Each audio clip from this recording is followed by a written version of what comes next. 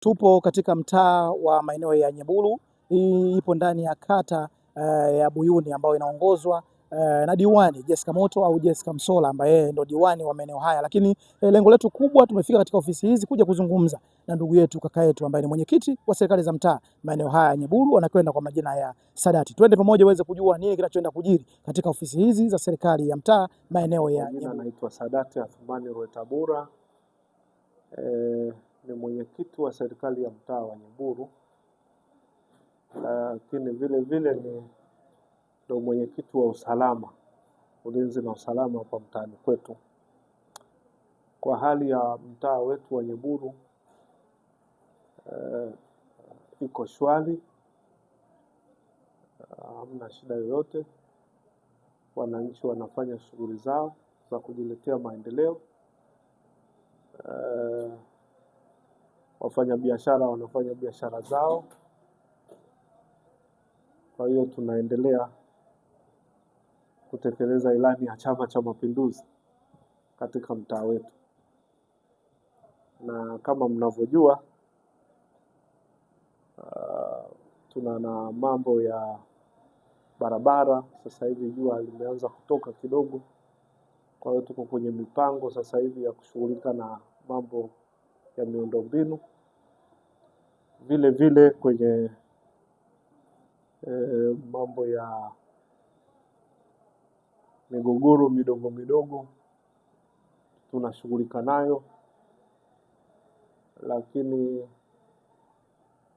na kero mbalimbali za wananchi katika mtaa wetu, zote tunaendelea kumuunga mkono Mheshimiwa Rais kama alivyosema, baada ya miaka mitano mpaka kufika 2030 awaache wananchi wakiwa na tabasamu. Kwa hiyo ndo kitu ambacho tunakifanya. Sasa hivi tuko kwenye harakati za mwisho za kumalizia miundombinu ya shule ya msingi. Tuko katika hatua za mwisho kabisa za finishing. Majengo yashajengwa, yashapauliwa, na siku chache zijazo na hayo madarasa yataanza kutumika, na tunategemea mpaka kufika wakifunga wanafunzi shule watarudi mwezi wa sita. Baada ya mwezi wa sita tunaanza kutumia hayo madarasa mapya, vyumba vya madarasa 5 ambavyo vitakuwa na thamani ya milioni 1 na milioni 120, na matundu 10 ya vyoo yameongezwa. Kwa hiyo tuko hivyo. Lakini shule ya sekondari kama mnavyojua, sasa hivi tuna kiwango cha kidato cha 5 na cha 6, na yenyewe tunaendelea, na tunategemea mwaka wa masomo unaofuata tutawapata wanafunzi wengi zaidi, kwa sababu mwaka huu ndio ulikuwa mwaka wa kwanza. Kwenye sekondari hatuna matatizo, hakuna shida yoyote katika upande wa elimu ya sekondari. Na nitumie fursa hii kumpongeza mwalimu wangu, mwalimu mkuu wa shule ya sekondari ya Nyeburu. Anapambana na ile shule na mambo yanaenda vizuri. Changamoto kidogo katika swala la sekondari, hasa kidato cha 5 na cha 6, watoto wanatoka almost Dar es Salaam nzima. Watoto wanatoka Tegeta, wanatoka Kigamboni, wanatoka sehemu mbalimbali za mji huu. Sasa shida tuliyokuwa nayo ni hostel. Ni ngumu sana mtoto kutoka Tegeta au Bunju aje kuwahi darasani asubuhi. Kwa hiyo kunahitaji hostel. Sasa wanatumia hizo hostel au wanapanga mtaani, kitu ambacho tunahisi kwamba hakijakaa sawa sawa. Kwa hiyo serikali, hasa mkurugenzi wa jiji na mkuu wetu wa wilaya, watuangalie kwa jicho la huruma, ili kusudi hawa watoto waweze kupata hosteli hapa shule, ili management yao iwe rahisi. Manake ni watu wazima wale. Unaweza ukakuta wako wanapanga, lakini mwisho wa siku anaanza kuishi na mwanaume, anapitiliza huko, anaolewa, hasa upande wa watoto wa kike. Kwa hiyo tunaiomba serikali tujengee hostel pale. Kwa upande wa shule ya msingi, hapo napo tunaenda vizuri, lakini kuna changamoto kidogo, na ili mafanikio yaweze kupatikana kwenye upande wa elimu, hasa shule ya msingi, lazima kuna mambo yafuatwe. Kila mtu ana majukumu yake. Kuna serikali majukumu yake, kuna mzazi au mlezi ana majukumu yake, lakini kuna na mwanafunzi naye ana majukumu yake. Kwa hiyo hivi vyote vikikaa pamoja ndivyo vinavyoleta matokeo yaliyokuwa chanya. Na jukumu la serikali ni kuhakikisha inaandaa miundombinu. Shule kama hivyo tunaongeza madarasa na matundu ya vyoo, lakini walimu wa kutosha, na mazingira kwa ujumla. Mzazi yeye kazi yake ni kumlea kijana wake na kumleta shule na kuhakikisha anasimamia malezi yake, mavazi yake na namna ya kula na kuishi. Lakini mwanafunzi yeye wajibu wake ni kuwa na bidii katika masomo, na kuwa na nidhamu. Kwa hiyo hayo mambo matatu yote yakiwa pamoja, mafanikio yanakuwa makubwa. Sasa hapa Nyeburu nilichokuja kukiona, shida imekuwa ni kwamba kuna watu hawatimizi majukumu yao, hasa wazazi. Wazazi vinavyoitishwa vikao vya shule, wengi hawahudhurii. Sasa wanawatuma wawakilishi. Mtu mwingine anamtuma mdogo wake, mwingine anamtuma mfanyakazi, mwingine anamtuma jirani yake saa nyingine. Hata wengine wanafika hata hatua ya kuwatuma hata bodaboda kwenda kusikiliza nini wameitiwa kule shuleni. Kwa hiyo mipango mingi ambayo walimu wanakuwa wanapanga, wanahisi wanapanga na wazazi, kumbe wanapanga na watu ambao sio. Mwisho wa siku kinachotokea ni kwamba yale mipango yote ukipanga na mtu ambaye sio sahihi, utekelezaji wake unakuwa mgumu. Kwa hiyo ndio kitu ambacho hasa nimekiona ndani ya Nyeburu. Kwa hiyo kwa sasa hivi kuna kutokuelewana baina ya wazazi na walimu, lakini tumefanya utaratibu, tunataka tuandae vikao. Mimi sasa hivi ninachokifanya ni kuwaelimisha wazazi, kuhakikisha kikiitishwa kikao cha darasa husika, tunahitaji mzazi mwenyewe ama mlezi mwenyewe. Haya mambo ya kutuma kwa kweli tumeona yameleta changamoto kubwa. Jambo lingine nililoliona ni sasa pale kwa sasa hivi kidogo bado mambo hayajakaa sawa. Kuna mashindano fulani ambayo nayaona walimu wanalazimisha mipango yao, lakini na wazazi nao hawaelewani tena na walimu, hasa mwalimu mkuu. Kwa hiyo najaribu kumshauri mwalimu mkuu arudi nyuma, awasikilize wanahitaji kitu gani, ili kusudi waweze kwenda pamoja. Na hilo likifanyika kwenye upande wa elimu ya msingi, tutakuwa tumepiga hatua kubwa na Nyeburu itakuwa salama. Na kuna jambo lilitokea ambalo mratibu wa elimu wa kata analijua na afisa elimu wa jiji analijua. Kwa hiyo nichukue nafasi hii kuwaomba na kuwaomba kabisa kwamba watumie utaalamu wao, wahakikishe ile shule yetu inakaa vizuri. Kwa sasa hivi bado haijakaa vizuri. Wamsaidie mwalimu wetu mkuu. Kuna sehemu kuna makosa yamefanyika. Sasa hawa watu kuelewana kwao kumekuwa ni kugumu sana. Kila mtu anataka kushindana na mwenzake.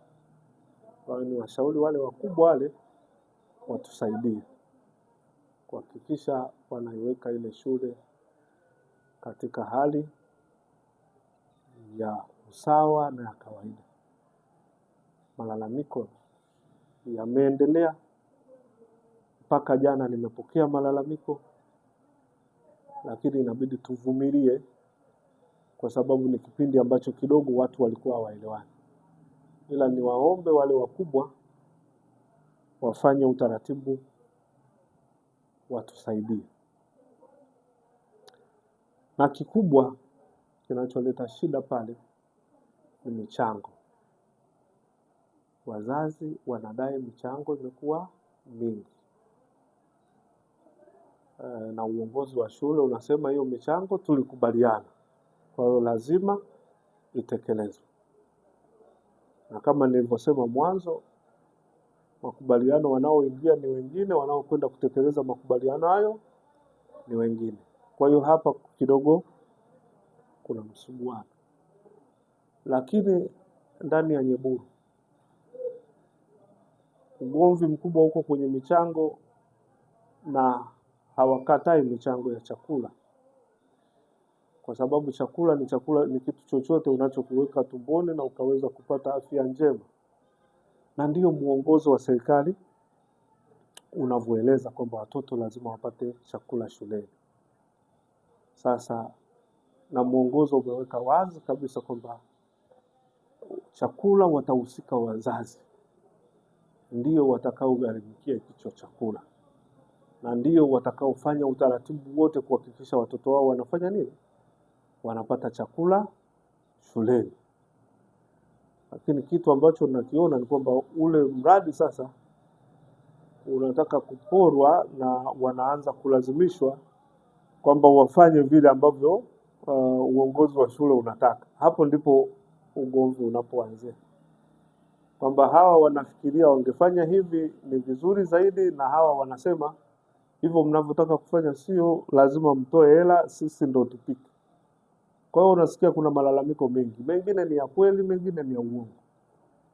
Watoto wanakuwa hawali chakula kile ambacho kinatakiwa kuliwa. Saa nyingine hawashibi, wengine hawapati wakati wamechanga. Kwa hiyo unakuta unaleta mtafaruku, mtoto akirudi nyumbani analia njaa kama hajala chochote wakati amepewa hela ya kulipa kula chakula shuleni. Hiyo inaleta matatizo.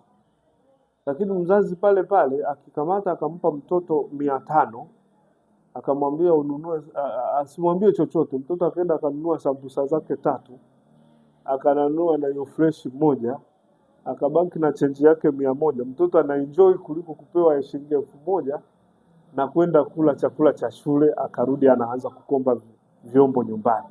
Kwa hiyo unagundua kabisa kwamba wote wana hasa wazazi wana madai ya msingi ambayo wameporwa lile jukumu lao la kuhakikisha watoto wanakula chakula shuleni.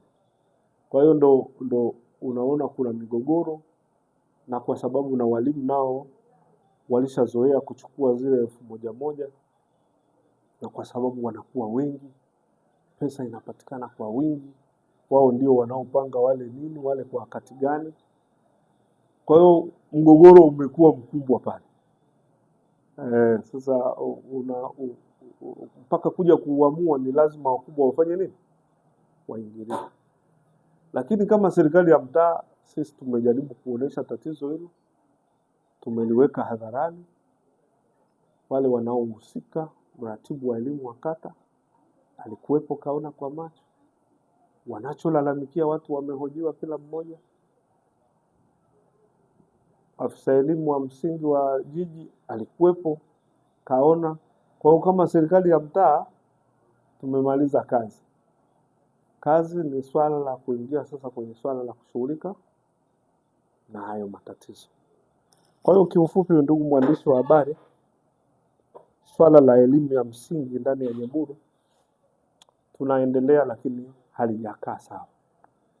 Na labda pengine unaweza ukatuambia, tumeshuhudia jimbo la Ukonga lina changamoto kadha wa kadha, hususan katika sekta ya elimu, kuzungumzia upande wa madawati katika watoto ambao wanasoma shule ya msingi. Labda ni mipango gani thabiti ambayo mmejipanga kuhakikisha sasa shule ambazo zinapatikana ndani ya kata ya Nyeburu, watoto ambao wanasoma shule ya msingi waweze kuwa na madawati ili waweze kusoma vizuri, waweze kutimiza ndoto zao?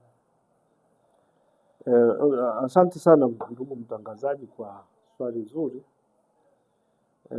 Ni kwamba mtaa wa Nyeburu changamoto ya madawati inatokana na madawati kuwa chakavu. Kwa hiyo unakuta shule ilikuwa na madawati lakini yanaharibika kadri muda unavyokwenda. Kwa hiyo sasa mkakati uliokuwepo ni kukusanya yale madawati yote yaliyoharibika na kuyafanyia repair. Lakini vile vile tunaiomba serikali, kwa sababu tumejenga madarasa mapya 5. Kwa hiyo swala la kuweza kupata madawati ya madarasa yote mapya 5 kama mtaa ni ngumu sana.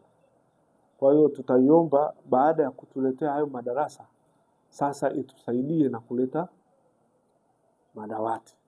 Nadhani kutoka hapo sasa tutakuwa tumepunguza ule upungufu wa madawati kwenye madarasa yetu. Lakini mtangazaji, nikukumbushe kwamba mimi nilivyoingia hapa madarakani, nilivyoenda shule kwenye ukaguzi wa shule ya msingi, ndo nilikuta madarasa yako katika hali mbaya. Kwa hiyo tulifanya juhudi kama ofisi ya serikali ya mtaa kuhakikisha tunawasiliana mpaka jiji kwa mkurugenzi, kuwaleta waone madarasa yalivyo hali mbaya, yale madarasa 5. Na ndio hayo tumepewa. Ile pesa ya ukarabati ndiyo iliyogeuzwa kuwa ya kujenga madarasa mengine. Kwa hiyo ile pesa tuliyopewa ni ya ukarabati wa madarasa, lakini tuliona kwamba madarasa yale kwa karabati hayakarabatiki. Kwa hiyo bora tujenge mengine. Kwa hiyo shule ya msingi Nyeburu ilikuwa na upungufu wa madarasa hata wakati ule ambapo madarasa yalikuwa ndo yale yanayotumika. Kwa hiyo tulichokifanya ni kwamba hatujaongeza madarasa, isipokuwa tumeacha kutumia yale machakavu ili tuanze sasa kutumia haya mapya. Kwa hiyo tulipiga marufuku yale madarasa yaliyochakaa. Watoto wengine tuliwahamishia Taliani kwa muda ili kusudi tuwe kwenye ujenzi wa haya madarasa mapya. Lakini upungufu wa madarasa bado uko pale pale. Tulichokifanya ni kukarabati haya ambayo yalikuwa yanataka kutudondokea. Kwa hiyo nitumie nafasi hii tena pia kuiomba serikali sasa ituongezee madarasa. Kwa sababu haya yaliyojengwa ni kureplace yale ambayo ni mabovu ambayo tuwezi kuyatumia tena. Lakini wakati huo ndani ya Nyeburu tulikuwa na upungufu wa madarasa kama 5 mengine. Kwa hiyo tutaiomba serikali, na kwa kuwa mkurugenzi wetu Eli Huruma na diwani wetu Edward Mpogoro ni wasikivu, watuangalie kwa jicho la tatu, kuhakikisha wanatuongezea madarasa mengine ili kusudi shule sasa iweze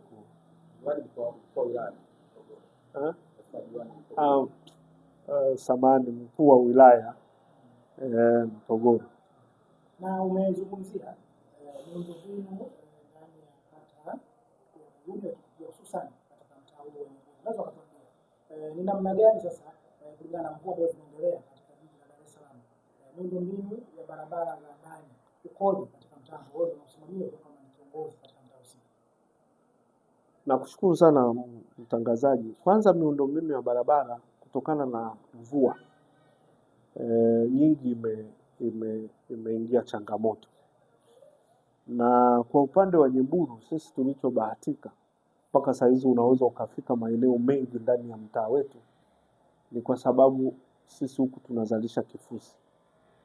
Kwa hiyo sehemu nyingi tulikuwa tunaziwahi kabla mvua hazijanyesha, tunajaza kifusi ambapo sehemu ambayo maji tunaona yatakuja kutuama. Lakini hasa hii barabara ya kwenda shule ya sekondari mpaka shule ya msingi, na kutoka hapa mpaka shule ya msingi ni kilomita 2 mpaka 3. Zote hizo bado unaweza kufika shule ya msingi na gari. Ni kwa sababu ya juhudi tulizozifanya kabla ya mvua na wakati mvua zinanyesha. Ila barabara ambayo sasa ina changamoto kubwa ni ile ya upande wa pili ambayo ni ya barabara ya kwa Siro. Hiyo kidogo imeathirika zaidi tofauti na barabara hii. Na baada sasa ya mvua kunyesha na sasa hivi jua limeanza kutoka, jana tulikuwa na mdau mmoja ambaye ni mdau ana yadi ya magari katika mtaa wetu wa Nyeburu.